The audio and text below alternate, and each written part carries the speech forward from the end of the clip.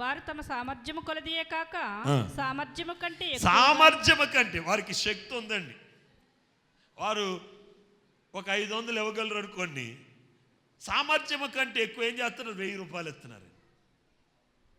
అర్థమైందా? ఇచ్చే విషయమే ఇక్కడ చెప్తున్నాడండి. ఏమంటే దేవునికి ఇంకేమిస్తాం మనం? ఏమైనా భూములు ఏమైనా రాసి ఇవ్వగలమా? బంగారం ఏమైనా ఇవ్వగలమా? ఇచ్చేది మన కష్టార్జితమే కదా. పేదవాడి దగ్గర ఏముంటాయండి? వాళ్ళ కష్టార్జితమే. ఒక రోజు ఇవ్వాల్సిన ధనం కంటే ఇంకొక రోజు ధనం కూడా అంటే 2 అంతలు వారి సామర్థ్యము కంటే ఎక్కువగాను తమంతట తామే ఇచ్చిరని నీకు నేను సాక్ష్యం ఇస్తున్నానయ్యా. తీతు అక్కడ మాసిదోనిలో సంఘం కట్టి అక్కడ బోధించాడు. నేను అక్కడికి వెళ్ళాను. అక్కడ వారు కృప విషయములో మీకంటే కృప విషయంలో ఏమన్నారు? ముందున్నారు. దేవునికి స్తోత్రం. వారు కృప పొందటమే కాకుండా కృపలో వారు ఏమవుతున్నారు? కొనసాగుతున్నారు. మనము దేవుని కృపలో మనం ఏమవ్వాలి? కొనసాగుతూ ఉండాలని. కింద వచ్చిన చదువు. ఇదియుగాక మొదట ప్రభువునకు దేవుని చిత్తం వలన మాకును తమ్ము తామే అప్పగించుకుని ఇంతగా చేయదుమని మేమనుకోలేదు. ఎంతగా చేస్తారని అనుకోలేదు అటండి. ఏమండి, ఎంత గొప్ప మాట అండి. వారు ఎంతగా మమ్మల్ని ఆదరిస్తారు అనుకోలేదు. మిమ్మల్ని చూసి నేను ఆశ్చర్యపడాలి. అయ్యో, మా సంఘం ఎంత చేస్తుందా, నా పిల్లలు ఎంతగా కృప విషయంలో వర్ధిల్లారా, ఇంతగా దేవుని కృపలో కొనసాగుతున్నారా అని ఏం కలగాలటండి?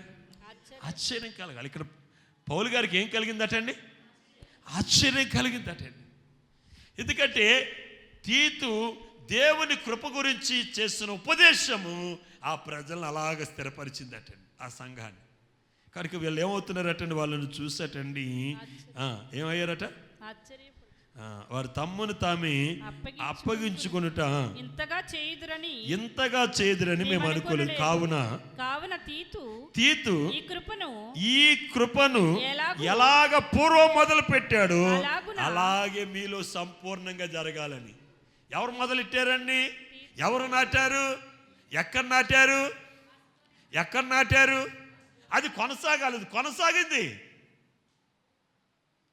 వారు తమ శక్తి కంటే ఎక్కువగా వారు ఏం చేశారు? దాతృత్వం కలిగి దేవునికి ఇచ్చారు. 6వ వచనం మరొకసారి చదవమ్మా. కావున తీతు ఈ కృపను ఎలాగూ పూర్వం మొదలుపెట్టినో అలాగున దానిని మీలో సంపూర్ణము చేయమని మేమతనిని వేడుకొంటిమి. సంపూర్ణంగా మీలో జరగాలని. ఎలాగ స్టార్ట్ అయిందో అది ఏమవ్వాలి? అక్కడ మూలరాతిని పునాది రాయిని వేయటమే కాకుండా దానిని కొనసాగించి దాన్ని ఏం చేశాడు? ముగించాడు. కృప కూడా స్టార్ట్ అయింది, అది మనలో ఏమవ్వాలి? ముగింపుకు రావాలి. అంటే కృప మనల్ని విడిచి వెళ్ళకూడదు, కృపను మనం విడిచి వెళ్ళకూడదు. అందుకే ప్రతి నిత్యము దేవుని సన్నిధిలో దేని కొరకు మనం వేడుకోవాలని? కృపను గూర్చి వేడుకోవాలి. అయితే మీరు ఇప్పుడు ఎలాగుండాలి? కొరింథీ సంఘంలో ఉన్నటువంటి వారికి ప్రభు అంటున్నాడు ఎలాగ ఉండాలి అనేది చెప్తున్నాడు. 7వ వచనం చదవమ్మా. మీరు ప్రతి విషయములో అనగా విశ్వాసమందు ఉపదేశమందు జ్ఞానమందును సమస్త జాగ్రత్తయందును మీకు మా ఎడల నున్న ప్రేమ యందు ఎలాగ అభివృద్ధి పొందుదురు అలాగనే మీరు కృప విషయములో కూడా అభివృద్ధి పొందినట్లు చూసుకోండి. దేవునికి స్తోత్రం. మీ దగ్గర విశ్వాసం ఉంది, మీ దగ్గర పరిచర్య ఉంది, మీ దగ్గర దాతృత్వం ఉంది. వీటన్నిటితో పాటు మీకేం కావాలి? కృప. కృప కృప ఒక వ్యక్తిని దేవుని రాజ్యంలోనికి తీసుకెళ్ళేది ఏంటండి? అయోగ్యుడిని యోగ్యుడిగా మార్చేది ఏంటి? బలహీనుని బలవంతుడిగా మార్చేది ఏంటండి? రోగిని స్వస్థపరిచేది ఏంటండి? చెప్పండి గట్టిగా. అయోగ్యుడిని యోగ్యుడిగా మార్చేది ఏంటండి? నిన్ను నీ వలే కాకుండా ఆయన వలే మార్చేదేంటి? నువ్వు నీ వలే బ్రతికితే నువ్వు నరకానికి పోతావు, నువ్వు ఆయనలాగా బ్రతికితే నువ్వు ఎక్కడికి వెళ్తావు? స్వర్గానికి వెళ్తావు. ఆయనలాగా బ్రతకాలంటే అది కృప వలన మాత్రమే సాధ్యం. ఇప్పుడు వరకు నీ భక్తిని నమ్ముకున్నామేమో, నీ విశ్వాసాన్ని నమ్ముకున్నామేమో, నీ పరిశుద్ధతను నమ్ముకున్నామేమో, కానీ నువ్వు దేవుని రాజ్యములో ప్రవేశించాలంటే ఆయన కృప ఒక్కటే, ఆయన కృప ఒక్కటే. దేవునికి స్తోత్రం. హల్లెలూయా, హల్లెలూయా. గట్టిగా చెప్పండి, సంతోషంగా చెప్పండి. హల్లెలూయా, హల్లెలూయా. ఇక్కడ పౌలు చెప్తున్నాడు, ఏ ఉపదేశం అటండి మాసిదోని సంఘానికి ఆ యొక్క స్థితినిచ్చిందంటే దేవుని యొక్క కృపను గూర్చినటువంటి బోధండి. ప్రియమైనటువంటి వారా, మనం చూసినట్లయితే నయోమి కోడలైన రూతు ఎవరండి? రూత్ ఎవరు? ఎవరు చెప్పండి, రూత్ ఎవరు? మోయాబీలు. మోయాబీలు అంటే ఎవరు చెప్పండి? మోయాబీలు అంటే ఎవరు? మోయాబీలు అంటే ఎవరు? లోతు పెద్ద కుమార్తెకి పుట్టినటువంటి కుమారుడి పేరు మోయాబు. అతని ద్వారా అయిన సంతానము మోయాబు సంతానం. ఇది తృణీకరింపబడిన సంతానం. ఏ సంతానం? తృణీకరింపబడిన సంతానం. మరి తృణీకరింపబడిన రూతు ఆశీర్వదింపబడిన అబ్రహాము యొక్క వంశావళిలో ఏమైపోయిందండి? చేర్చబడిపోయింది. ఎందుకు చేర్చబడ్డది? అత్తగారు మాట అన్నందుక. ఎందుకు చేర్చబడింది? దేవుని కృప. మరి కృప లేని ఈమె దేవుని కృప ఎలా పొందుకున్నది తెలుసా? ఆమె అంటుంది, అత్త నీ దేవుడే నా దేవుడు, నీ దేవుడే నా దేవుడు. ఎవరు దేవుడు? ఆవిడ దేవుడట. నయోమి దేవుడు. నయోమి దేవుడు ఎవరండి? కృపగల దేవుడు, కృపగల దేవుడు. ఎప్పుడైతే రూతు నీ దేవుడే నా దేవుడు అని నయోమిని వెంబడించిందో అప్పుడే ఆమె ఏం పొందిందండి? ఏం పొందింది? కృప పొందింది. గట్టిగా చెప్పండి, ఏం పొందింది? కృప పొందింది. కృప పొందిన ఆమె జీవితం మారిపోయింది. పెనిన్న ఏం చేసింది? కృపకు దూరం అయిపోయిందండి. రూత్ ఏమైంది? కృపకు దగ్గరైంది. గమనిస్తున్నారా? వార్ప ఏమైందండి? దేవుని కృపకు దూరం అయిపోయింది.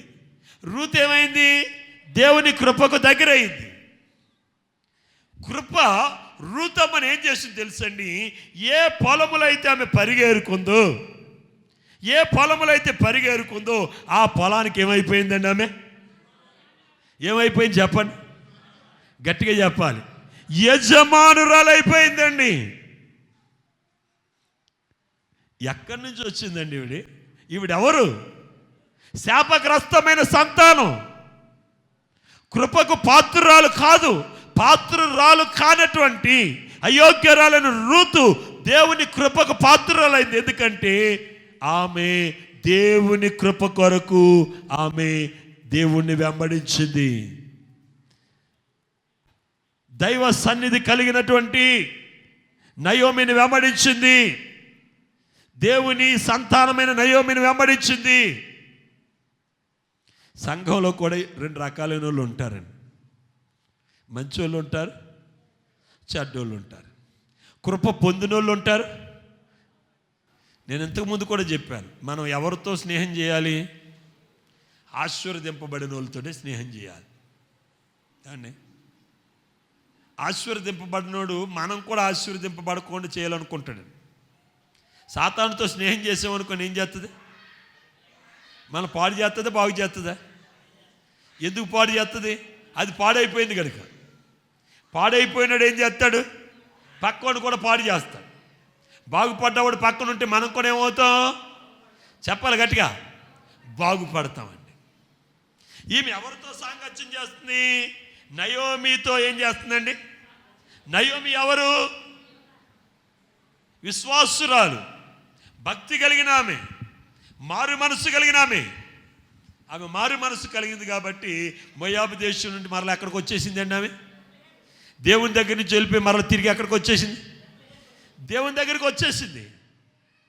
యెహోవాని విడిచిపెట్టింది, మరలా యెహోవా దగ్గరికి వచ్చేసింది. ఆమెతో నయోమి అంటుంది, నా అమ్మా, నా దేవుళ్ళు, నా పద్ధతి, నా ఆచారం, నా బలము, నా శక్తి, నా తెలివి, నా భక్తి కాదు, కానీ నీ దేవుడే, నీ దేవుడే నా దేవుడు అన్న. ఆమె ఏం పొందిందండి? దేవుని కృప పొందింది కనుక ఆమె ఆశీర్వదింపబడ్డది. ఆమె గనురాలైపోయింది. ఆ ఊరిలోనటండి గొప్ప ధనవంతుడికి ఏమైపోయిందండి? ఆ ఊరిలో గొప్పోడు ఉన్నాడండి ఒకడు. రూతుకి వరస అయ్యే వాళ్ళు చాలామంది ఉన్నారటండి, సమీప బంధువులు. వీళ్ళందరినీ దేవుడు ఏం చేశాడు? మీరొద్దురా, మీరొద్దురా, మీరొద్దురా, మీరొద్దురా వెనక్కి లాగేసి ధనవంతుడైన బోయాజుని తీసుకొచ్చేసాడండి. ఎవరు తీసుకొచ్చారు ఇది? చెప్పండి అమ్మా, ఎవరండి? దేవుని కృప. చెప్పండి, గట్టిగా చెప్పండి, గట్టిగా చెప్పండి, గట్టిగా చెప్పండి, ఇంకా గట్టిగా చెప్పండి, కేక పెడితే చెప్పండి. జెరుబ్బాబేలు పునాది వేస్తున్నప్పుడు ప్రజలు ఏం చేశారటండి? ఏం చేశారు? ఏమని కేకేశారు? ఏమని కేకేశారు? కృప కలుగునుగాక, కృప కలుగునుగాక. కేకేస్తున్నప్పుడు అంటని ఆ మందిరపు పునాది వేసాడటండి. ఇక పని ఆగట్లేదటండి. డబ్బు, బలము, శక్తి కాదండి, దేవుని కృపే దాన్ని ఏం చేస్తుందని కొనసాగిస్తున్నాడు. దేవునికి స్తోత్రం.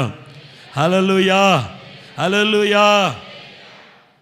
కనుక ప్రియమైనటువంటి వారా, చాలామంది కృప కలిగి ఉంటారు, వారు ఆశీర్వదింపబడిన తర్వాత కృపను విడిచిపెట్టేస్తారు.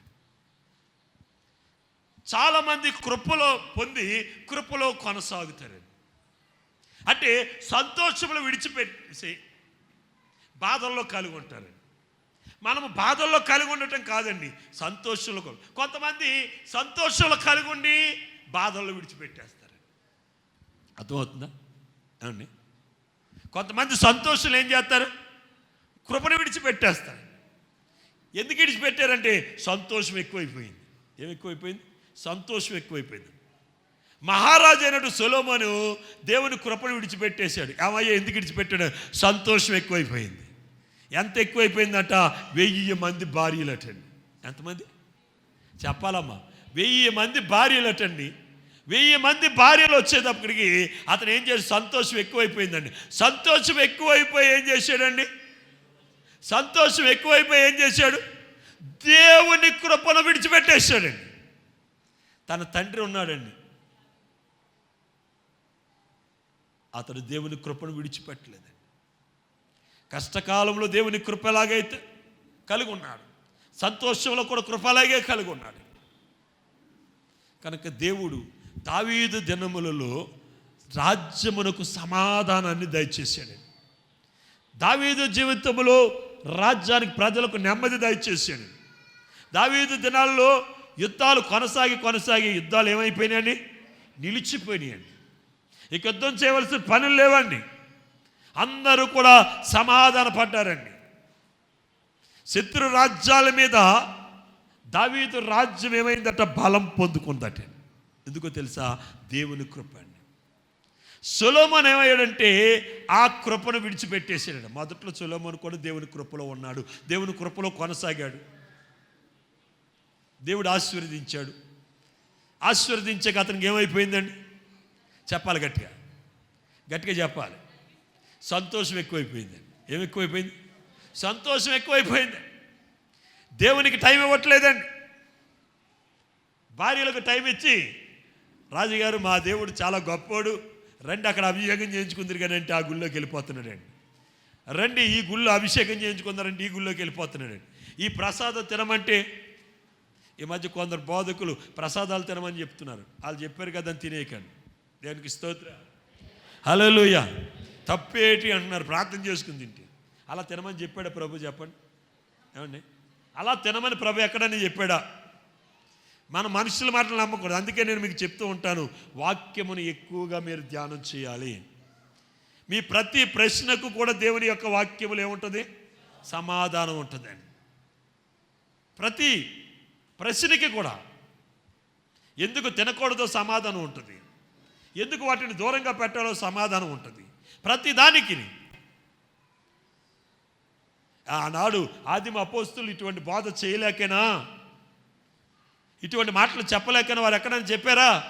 అపోస్తులు ఎక్కడైనా బోధించారు? వాళ్ళకంటే గొప్ప వాళ్ళు తమ కలిగిన సమస్తమును విడిచిపెట్టేశారండి. భార్యలను విడిచిపెట్టారు, బిడ్డలను విడిచిపెట్టారు, ఇల్లు విడిచిపెట్టారు, వ్యాపారాలు విడిచిపెట్టారు, వృత్తిని విడిచిపెట్టేశారు. వారి జీవితం అంతా ప్రభు కొరకు వారు త్యాగం చేశారు. ఏమయ్యా నువ్వు ఎవరితో జీవిస్తున్నావు అంటే వారు ఒకటే సమాధానం, ప్రభుతోటే మేము జీవిస్తున్నాం, ప్రభుతోటే మేము ఉంటున్నాం. వారు మరలా వెనుతిరిగి కుటుంబాన్ని చూడడానికి వెళ్ళినట్టుగా చరిత్ర చెప్పట్లేదండి. పేతురు కానీ, ఆంద్రే కానీ, యోహాను కానీ, యాకోబులు కానీ వీళ్ళ కుటుంబాలు విడిచి వచ్చేసారు కదా. మళ్ళీ వెళ్ళి మా అబ్బాయి ఎలాగున్నాడు, మా ఆవిడ ఎలాగుంది, మా పిల్లలు ఉన్నారు, మాకు కుటుంబం ఎలాగుందని చూడడానికి వెనక్కి వెళ్ళలేదండి. వాళ్ళు ఎలాగా ప్రభుని నమ్మారంటే, నాగల మీద చేయి వేసిన వాడు వెనక్కి చూడకూడదని ప్రభు చెప్పిన మాట. అంటే ఈ పరిచర్యలో మనం వెనుతిరిగి చూడకూడదు, వదిలిన వాటి వైపు మనం చూడకూడదు. లోక వైపు చూస్తే లోతు భార్యలాగా శాపగ్రస్తులం అవుతామని వారు వెనతిరిగి చూడకుండా ముందున్న ప్రభు వైపు చూస్తూ, సిలువ వేయబడిన యేసును చూస్తూ వారి విశ్వాసయాత్రను కొనసాగారు. ఎంత గొప్ప భాగ్యం! వారికంటే గొప్పలమేమి కాదు మనం. వారు చేయలేక చెప్పలేక కాదండి. వాక్యం అలా చెప్పట్లేదండి. దేవుడు ఆ రీతిగా చెప్పట్లేదు, ఆ రీతిగా దేవుడు బోధించమంటలేదండి.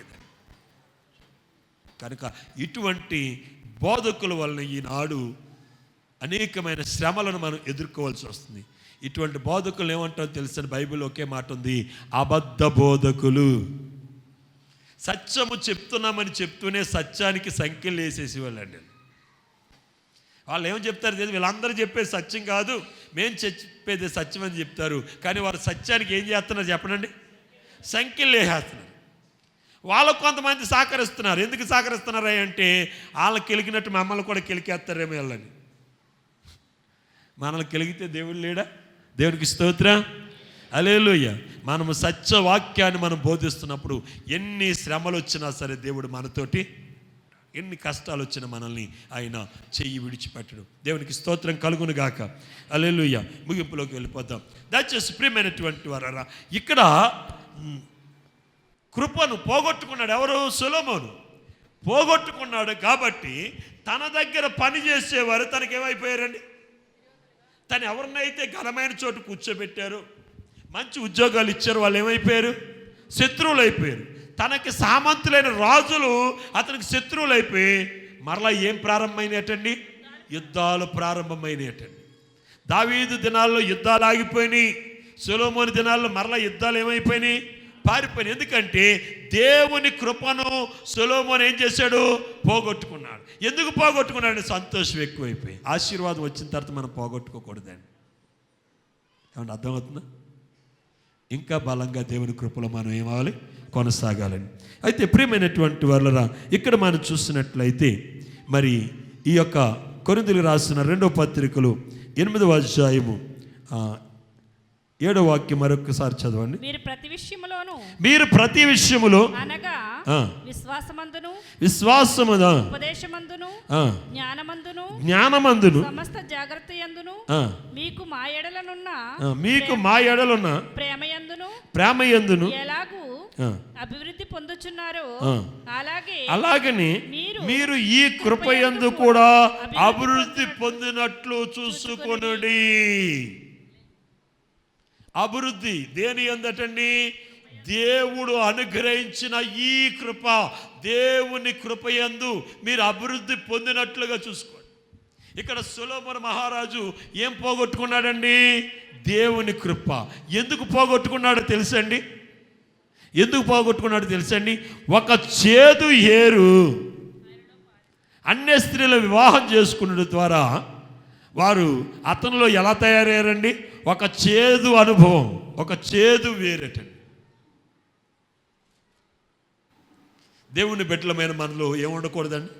చేదు వేరు ఉండకూడదండి. చేదు ఉండకూడదండి. చేదు వేరు ఉన్నదంటే ఆ వేరు ఏం చేస్తుంది? చెట్టు అంతటిని పాడు చేసేస్తుంది. ఏమండి? ఒక చేదు వేరు దాని కాపంతటిని పాడు చేస్తుంది. ఒక చేదుగట్టు మొత్తం బాడీనే పాడు చేస్తుంది. మనలో ఒక చేదుగట్టు ఉంది, అది మనల్ని పాడు చేయకుండా మనం చూసుకోవాలి. అందుకే ప్రభు అంటున్నాడు, చేదైనది ఏది మీలో మొలవకుండా.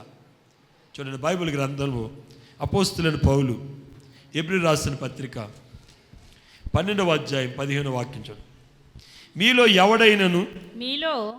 ఎవడైనను దేవుని కృపను పొందకుండా తప్పిపోయినేమో అని చేదైన ఏరు ఏదైనా మొలిచి కలవరపరచుట వలన అనేకులు అపవిత్రులై పోవుదురేమో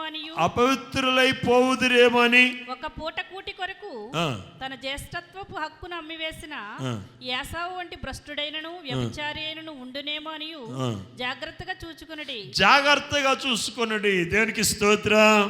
హల్లెలూయా, హల్లెలూయా.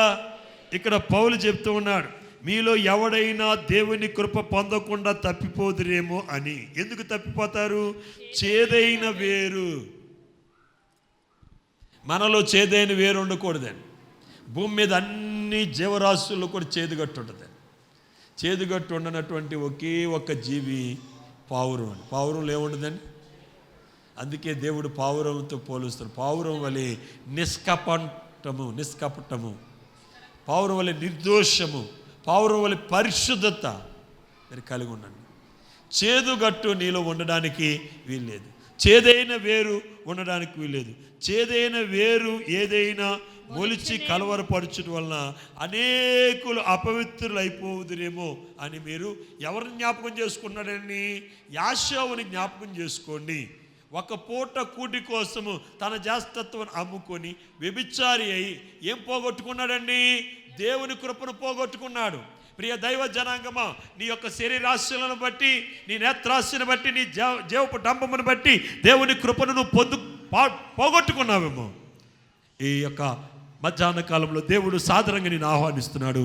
ఆయన కృప నిన్ను బలపరచడానికి, ఆయన కృప నీ కొరకు ద్వారాలు తెరవడానికి ఇప్పుడే ఆయన కృప ద్వారా నీ జీవితాన్ని నువ్వు ప్రారంభించు. ఇక్కడ భక్తుడైనటువంటి జెరుబ్బాబెలు అన్నాడు, కృప కలుగునుగాక, కృప కలుగునుగాక. పునాది వేసినప్పుడు ప్రజలు కృప కలుగునుగాక అంటే పునాది వేశారు. ఈ మధ్యాహ్న కాలంలో నీలో ఒక పునాది పడాలి, నువ్వు నాటబడాలి. దేవుని కృపలో నువ్వు నాటబడాలి, దేవుని కృపలో నువ్వు వర్ధిల్లాలి. ఇప్పుడు దాకా నీ శక్తిని నమ్ముకున్నాము, నీ బలాన్ని నమ్ముకున్నావేమో, నీ తెలివిని నమ్ముకున్నావేమో, నీ జ్ఞానాన్ని నమ్ముకున్నావేమో. నీ తెలివి జ్ఞానము ఒక్కనాటికి నీకు అక్కడికి రావు, కానీ దేవుని కృప మాత్రమే నీకేమొస్తుంది తెలుసండి? అక్కడికి వస్తుంది. కృప తప్ప వేరేది కూడా మనల్ని ఏం చేయలేదండి, రక్షించలేదు. కనుక ప్రియమైనటువంటి వారా, ఆ కృపలో మనం ఏమవ్వాలి? కొనసాగాలి. ఈ కృప, మరొక్కసారి ఆ మాట చదవండి, చేదైన మీలో ఎవడైనా దేవుని కృపను పొందకుండా తప్పిపోనేమో అనియు చేదైన వేరు ఏదైనా మొలిచి కలవరపరచుట వలన అనేకులు అపవిత్రులై పోవుదురేమో అనియు ఒక పూట కూటి కొరకు తన జ్యేష్ఠత్వపు హక్కును అమ్మివేసిన యాసావు వంటి భ్రష్టుడైనను వ్యభిచారైనను ఉండునేమో అనియు జాగ్రత్తగా చూసుకొనుడి. మనలో ఎవడైనా ఇలాగా పాడైపోయినాడు, పక్కన కూడా ఏం చేస్తాడండి? మనం కృప పొందుకున్నాం, కృప పొందని ఉంటాడు, భ్రష్టుడు అయిపోయినాడు. వాడితో సావాసం చేస్తే వాడు ఏం పోగొడతాడు? మన కృపను కూడా పోగొడతాడు. కనుక మనం ఎవరితో సావాసం చేయాలి? మంచోళ్ళతో. సంఘంలో మంచోళ్ళు ఉంటారు, చెడ్డోళ్ళు ఉంటారు. మంచోళ్ళు ఉంటారు, ఇక్కడ చెడ్డోళ్ళు ఉంటారు, బాగు చేసేవాళ్ళు ఉంటారు, పాడు చేసేవాళ్ళు ఉంటారు. మనం ఎవరితో సావాసం చేయాలి? బాగు చేసే వాళ్ళతో సావాసం చేయాలి, మంచి వాళ్ళతో సావాసం చేయాలి, కృప కలిగిన వారితో సావాసం చేయాలి. ఎందుకంటే మనలను దేవుని రాజ్యమునకు తీసుకెళ్ళేది ఆయన కృప. మాసిదోని సంఘము ఆ కృప పొందింది కనుక అన్ని విషయాల్లో కూడా వారు ఏం కలిగి ఉన్నారు? దాతృత్వం కలిగి ఉన్నారు. దేవునికి స్తోత్రం, హల్లెలూయ. పరిశుద్ధుడు అయిన తండ్రి, కృపగల దేవానికి వందనాలు చెల్లిస్తున్నాం. నాయనా, నీ మహాకృపను బట్టి ఈ సమయమందు ఇప్పటి వరకు మీరు నాతో మాట్లాడిన ప్రతి మాట మా హృదయములు ఫలించినట్లుగా నాయన మేము నీ కృపయందు నాటబడి, నీ కృపయందు పునాది వేయబడి, నీ కృపయందు కట్టబడి, నీ కృపలో మా జీవితం ముగించుకున్నట్లుగా మీరు సహాయం చేయమని నేను ప్రార్థన చేస్తున్నాను. ఒకవేళ మేమేదైనా ఒక విషయంలో నీ కృపలో నుండి తప్పిపోయామేమో ప్రభు, నేను నీ కృపలో నుండి తొట్టిల్లబడ్డామేమో, మమ్మల్ని తిరిగి మీరు సరిచేయండి. నేను నీ కృపను పొందుకున్నట్లుగా మీరు సహాయం చేయండి. రూతమ్మ ఎలాగైతే నీ కృపను పొందుకుందో అలాగే మేము కూడా నీ కృపను పొందుకుని నైనా మరి నైనా భూలోకములో నీకు బలమైనటువంటి సాక్షులుగా ఉండడానికి మీరు సహాయం చేయండి. యాకోబు వలె నీ కృపను మేము పొందుకోవడానికి మీరు సహాయం చేయండి ప్రభునైనా. మరి నైనా అలాగే దావీదు వలె నీ కృపను పొందుకొని నైనా నీ కృపలో వర్ధిల్లునట్లుగా, నీ కృపలో అభివృద్ధి పొందినట్లుగా సహాయం చేయమని యేసు క్రీస్తు పరిశుద్ధ నామమును బట్టి ప్రార్థించి స్తుతించి బతిమాలు వేడుకున్నాం తండ్రి. ఆమేన్.